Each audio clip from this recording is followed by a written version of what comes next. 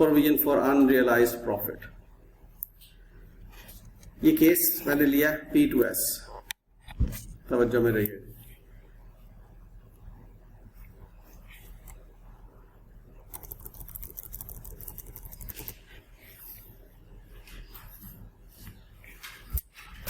During the year P sold to S 45,000 at a markup of 25%। मुझे बताओ इसमें उसने प्रॉफिट कितना बनाया? 9 लाख, बाकी 9,000 बाकी बचे। P sold goods to S for 45,000 at a markup of 25%। देख कैसे बन गया 9,000? यस, क्योंकि सेल्स हैं, सेल्स में 25% ऑफ द कॉस्ट शामिल है, कॉस्ट हमारा 100% है। इस पे क्लियर है? This means the cost of goods was ये 100/125 of 45 and P made a profit of 9,000। अब पी ने 9,000 का प्रॉफिट बना लिया एस से, दूसरी मेंबर कंपनी से। At the year and S still had a third of the goods in inventory. Third of the goods in inventory, थोड़ी सी अंग्रेजी। थर्ड ऑफ द गुड्स का मतलब क्या है? तीसरा हिस्सा आपके पास इन्वेंट्री में पड़ा हुआ। तो इसका मतलब है कि 9,000 के 2 हिस्से जो हैं वो आगे कस्टमर को बेचने जितने के मर्जी बेचे। मैं कहता हूं इवन लॉस में बेचे, इवन लॉस में बेचे, वो आपके पास इन्वेंट्री में नहीं पड़ा हुआ, उसका हिसाब का प्रॉफिट लॉस में आ गया। जो इन्वेंट्री में इन्फ्लेटेड अमाउंट है उसको अनरियलाइज्ड प्रॉफिट कहते हैं। तो इन्वेंट्री में कितना पड़ा हुआ है? 1/3 ऑफ 9,000। 1/3 ऑफ 9,000 जो होगा वो कितना होगा? 3,000। ठीक है, ये 3,000। This means I still had inventory for 15,000। 15,000 कैसे कैलकुलेट हुआ? 45,000 का 15,000 1/3। 45,000 का माल आपने मुझसे खरीदा सपोजली, उसमें से 1/3 अभी पड़ा हुआ, 15,000 का माल आपके पास पड़ा हुआ ना। अब 15,000 में आप जब 25 बड़ा 125 करते हैं तो वही 3,000 ही आता है। अब आपने करना क्या है?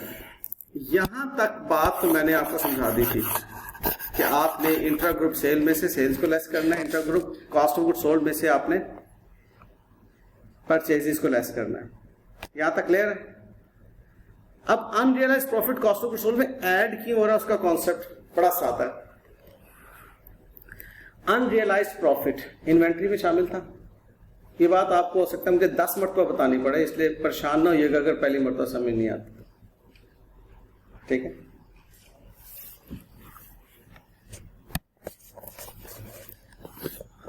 आप कहेंगे सर आप पहली मतलब सही समझा देता कि हमें 9 मरतबा ना समझनी पड़े।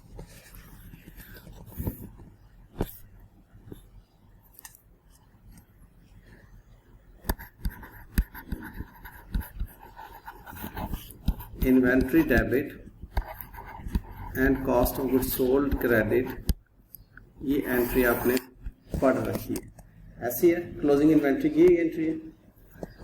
ये इन्वेंट्री का डेबिट कहाँ जाता है बेटे जान?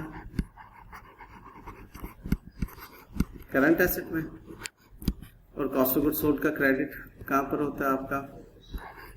कॉस्ट ऑफ गुड्स सोल्ड में। जो इन्वेंट्री की अमाउंट होती है वो इस तरह से बिहेव करती है। आपने इस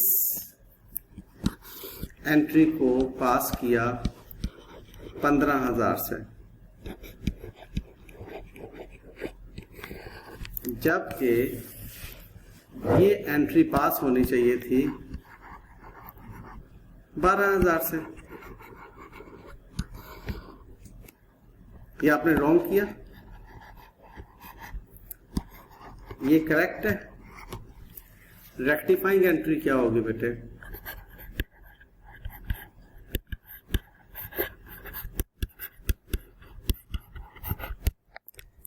आपने 15,000 जो कॉस्ट ऑफ गुड्स सोल्ड में क्रेडिट किया है, 3,000 ज्यादा क्रेडिट कर दिया आपने, 12 करना था, तो कॉस्ट ऑफ गुड्स सोल्ड को आप डेबिट करेंगे ना बेटे जी। और इन्वेंट्री को 15,000 से आपने डेबिट कर दिया, हालांकि आपने 12,000 से डेबिट करना था, तो अब इन्वेंट्री को क्रेडिट करेंगे ना, कितने से? ये कहां पर जाएगा इसका इम्पैक्ट? करंट एसेट्स में। और इसका इम्पैक्ट कहां जाएगा? सॉरी, इसका इम्पैक्ट कहां जाएगा? कॉस्ट ऑफ सोल्ड में। और इसका करंट एसेट्स में, इन्वेंट्री करंट एसेट्स में। अमाउंट क्या आएगी? 3,000। अब आप मुझे बताइए, आप consolidated statement of financial position में इन्वेंट्री में से माइनस ही करते थे ना इसको, अनरियलाइज प्रॉफिट को इन्वेंट्री में माइनस करते थे। Consolidated statement of financial position बनाई थी, अनरियलाइज प्रॉफिट माइनस किया था ना उसमें से आपने। और ये cost of goods sold debit हो रही है, तो कॉस्ट ऑफ गुड्स सोल्ड में ऐड होना बनता है या नहीं?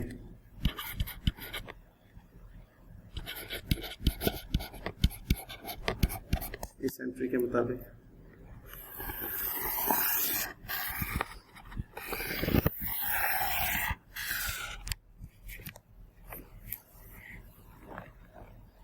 दुरुस्त। लिहाजा इन्वेंट्री में आपने, sorry, cost of goods sold में आपने 3,000 ये ऐड इसलिए किया।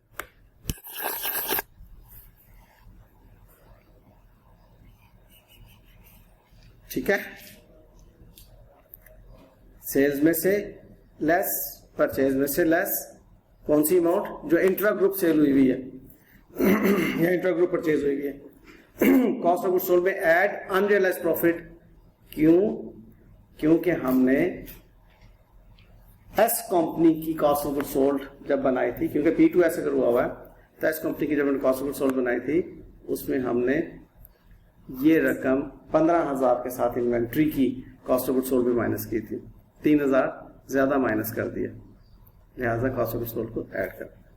अगर इस तरह से प्लस माइनस से समझ नहीं आ रहा, तो ये मैंने आपको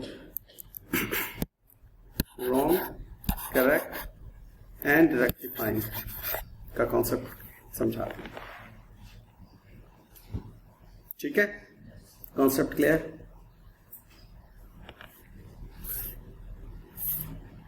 बच्चे जो कॉन्सेप्ट नहीं क्लियर करते, वो इस चीज को अल्हम्दुलिल्लाह रट्टा लगा लेते हैं कि यार छड़ पर की कर रहे हैं यार, दोनों जो माइनस होएगी, cost of goods sold add कर दे यूआरपी ऊपर, ठीक है।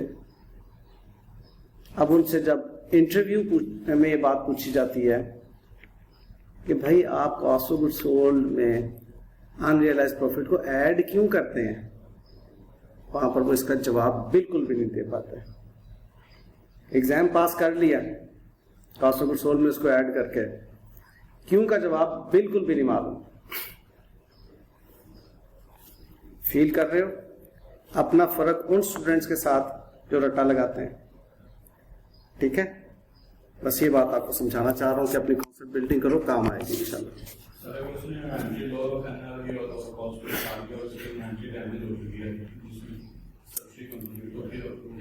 बेटे जान, फिर भी उसने जब भेजा, उसने उस अमाउंट को रखा हुआ है अपने पास। अब वो जो डैमेज होगी उसकी अलग आप एक ट्रीटमेंट लेंगे, बिल्कुल सही है, वो इम्पैक्ट आ चुका है। अगर वो इम्पैक्ट है तो उसका आप इम्पैक्ट उसमें एडजस्ट कर लेंगे, बिल्कुल लॉजिकल कैलकुलेशन आएगी आपके सामने।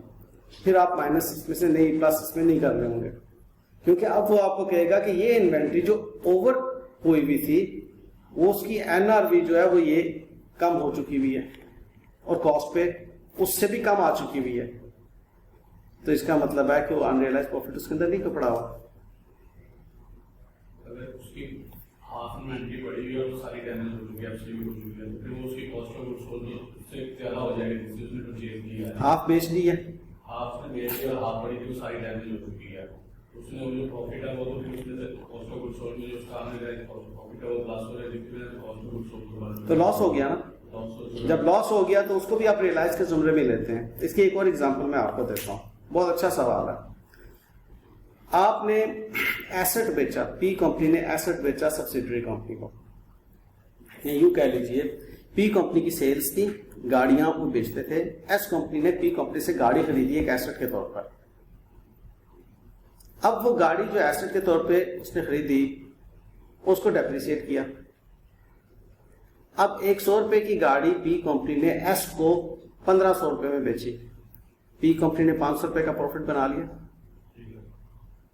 अब वो जो 500 रुपए का उसने प्रॉफिट बनाया, उस 500 का 10% उसके 1500 में शामिल होके डेप्रिसिएट हो चुका।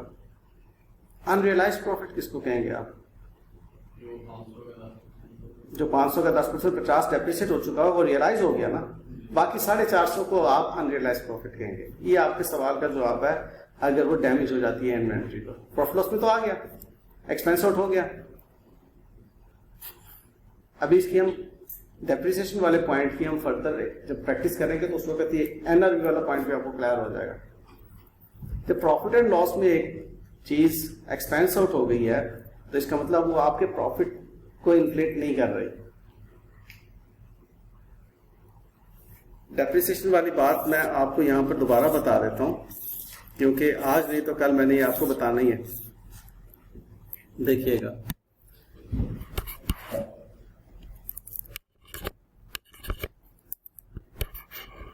P sold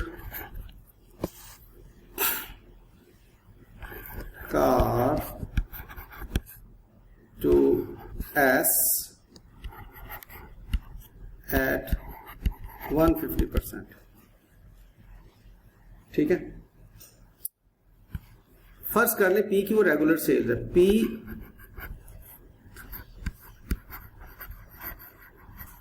ट्रेड्स इन कार्स। पी की बुक में क्या एंट्री होगी?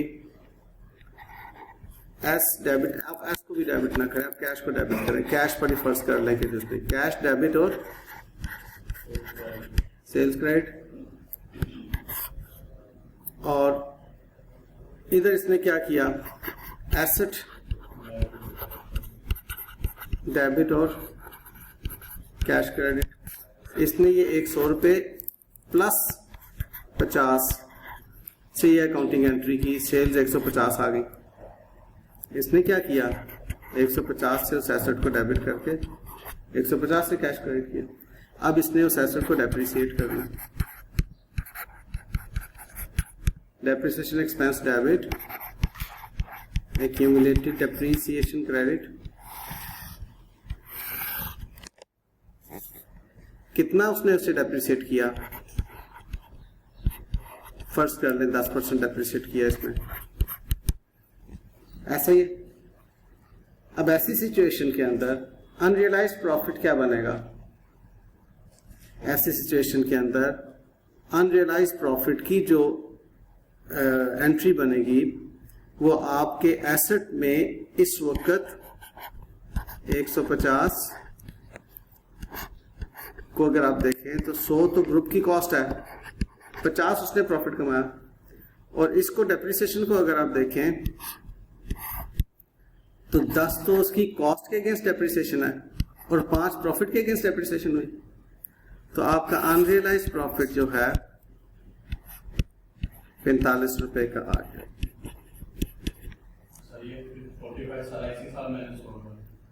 जी, ये जब आप consolidated statement of financial position बनाएंगे उसमें एसेट में से आपका ये 45 अनरियलाइज्ड प्रॉफिट का इम्पैक्ट लेस होएगा आपका। ये अनरियलाइज्ड प्रॉफिट आपका 45 है जो कि इसमें से लेस हो रहा है। बेटे एक बात याद रखिएगा, कंसोलिडेशन हर साल स्क्रैच से होती है क्योंकि कंसोलिडेशन की कोई बुक्स ऑफ अकाउंट्स नहीं होती। अगले साल हम इसको ये जो डेप्रिसिएशन आपने कैलकुलेट की होगी 15 टाइम्स 2 करके 30 से अकाउंटिंग एंट्री ये वाली पास कर देंगे। कंसोलिडेशन की अकाउंटिंग एंट्री है, ये एस की अकाउंटिंग एंट्री नहीं है। उससे अगले साल इसी 15 को 3 से मल्टीप्लाई करके 45 से अकाउंटिंग एंट्री कर रहे होंगे। 3 साल के बाद हम कहेंगे कि जी आपका 5 + 5 + 5 रियलाइज हो गया और इसमें से आप लेस करके कहेंगे कि आपका 35 अनरियलाइज्ड है। ये बात याद रखिएगा, कंसोलिडेशन हर साल स्क्रैच से शुरू होती है, ठीक है। कंसोलिडेशन की कोई बुक्स ऑफ अकाउंट्स नहीं होती, इसलिए कंसोलिडेशन में वो कैरी फॉरवर्ड वाला चक्कर बिल्कुल भी नहीं है, ठीक है। ये भी हम फर्दर प्रैक्टिस करेंगे तो हमें समझ में आएंगी बात। वापस आ जाते हैं।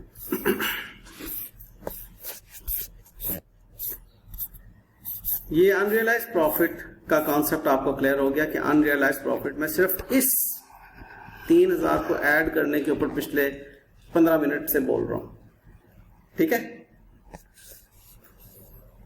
ओके, ये बात क्लियर है।